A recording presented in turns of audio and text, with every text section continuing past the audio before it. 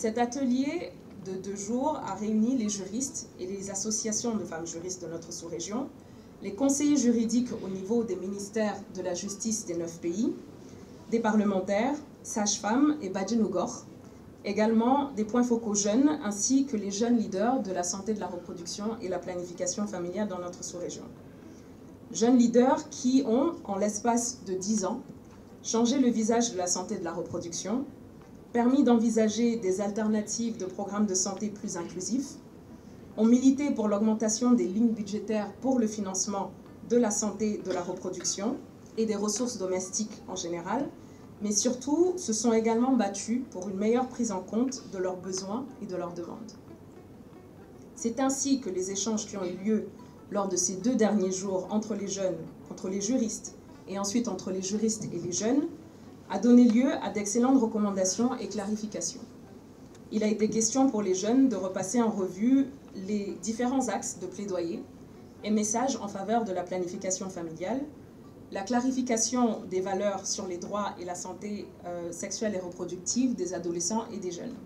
Je pense que ces ateliers pendant 2 jours m'ont ravi parce que elle a été aussi intergénérationnelle. Et je pense que c'est extrêmement important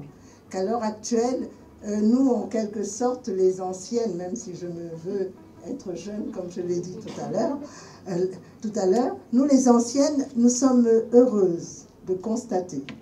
que la jeunesse, effectivement, est une jeunesse qui est consciente de ses responsabilités. Parce que toutes les jeunes que nous avons vues aujourd'hui, enfin pendant ces 2 jours,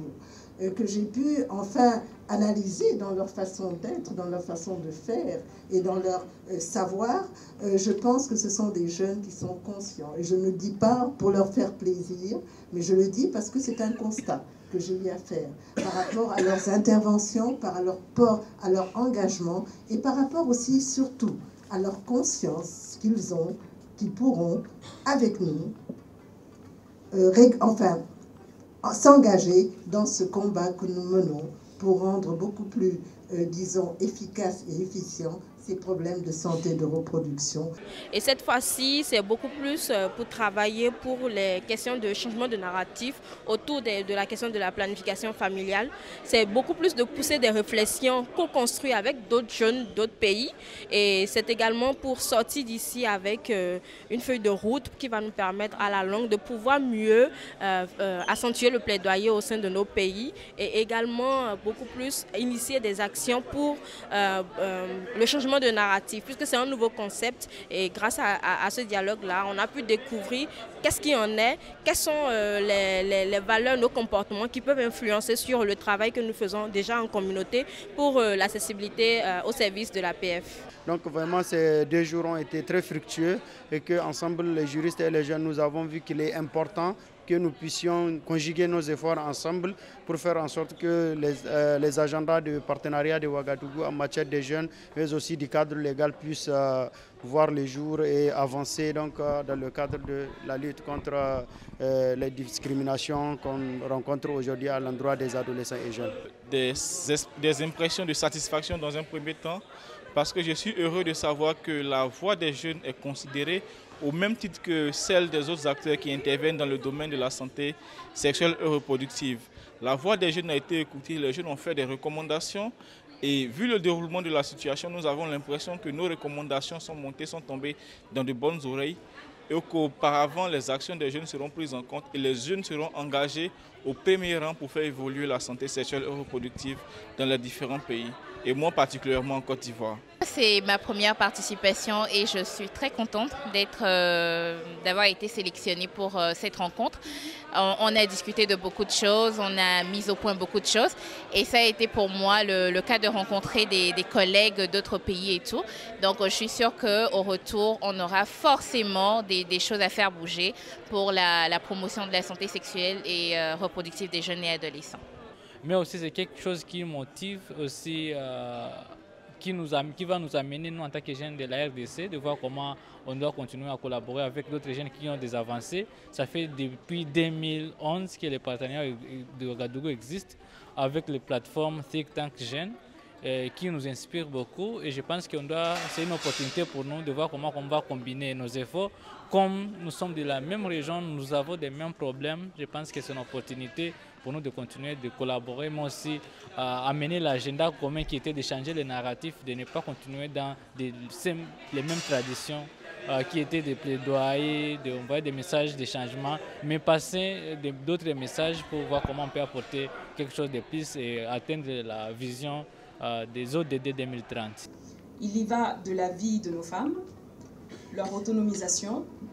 leur contribution à notre développement économique et social, mais aussi de l'avenir de nos jeunes filles. L'UCPO est ravi d'avoir pu accompagner ces deux parties prenantes extrêmement importantes de notre partenariat et de pouvoir continuer l'accompagnement sur la durée pour des actions ciblées et pertinentes, mais qui nous permettront au final d'améliorer le cadre légal autour de la santé et de la reproduction. Présider la cérémonie de clôture de cet important atelier. Je voudrais déjà, à l'entame de mes propos, remercier l'unité de coordination du partenariat de Ouagadougou qui a bien voulu faire cet atelier ici chez nous. Et cet atelier est la 3e édition, après la Côte d'Ivoire, je pense, et le Niger. Et je voudrais quand même les féliciter pour leur engagement d'abord. J'ai tenu personnellement à être là pour leur dire que je suis derrière eux, que l'État aussi, en tout cas sur cette question, suit avec engagement toutes les initiatives de la société civile, notamment les jeunes. Au niveau du ministère de la Jeunesse, nous avons déjà le projet de promotion de la jeunesse, le PPJ, qui a été créé depuis 1990. Pour vous dire que très tôt, tous les gouvernements qui se sont succédés se sont engagés à essayer de trouver des solutions par rapport à cette problématique de promotion de la santé, de la reproduction, notamment des jeunes. Et nous avons suivi avec intérêt l'atelier et nous nous engageons quand même à porter le plaidoyer au plus haut sommet de l'État pour qu'effectivement, comme Mme Ba vient de le dire, travailler à signer les décrets d'application parce qu'ici au Sénégal, la question législative a été déjà réglée. Maintenant, les questions réglementaires, comme il a dit, tardent à être réglées et nous nous sommes engagés en tant que ministre de la Jeunesse